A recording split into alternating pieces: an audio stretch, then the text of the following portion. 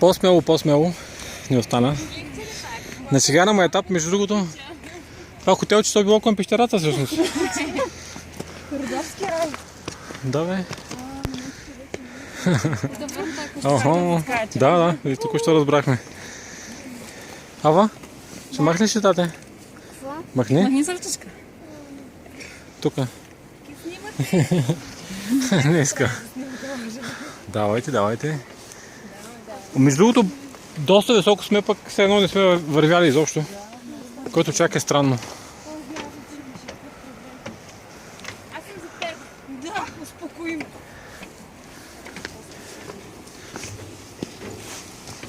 Аз съм най-отзад, ако някой тръгне да пада, ще го подпра, така че. Ави, интересно ли е тук? Интересно ли е тук? Да. Нещо ми капи от вашите обувки. Ми вали дъжд. Мами, как си?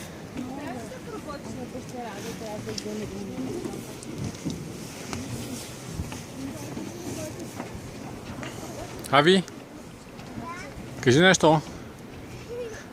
Достатъчно. Можеш да не казваш повече.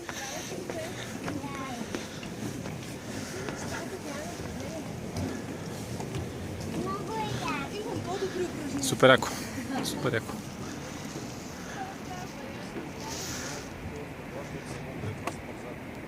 Айде, група.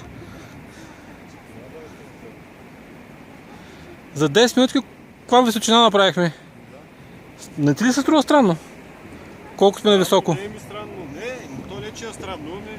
Защото не сме вървяли под гледай къде си колите чака. Явно е близко. Не сме се и катерили сякаш. Или то може би сега с Ботев. Всичко не се вижда почти равно.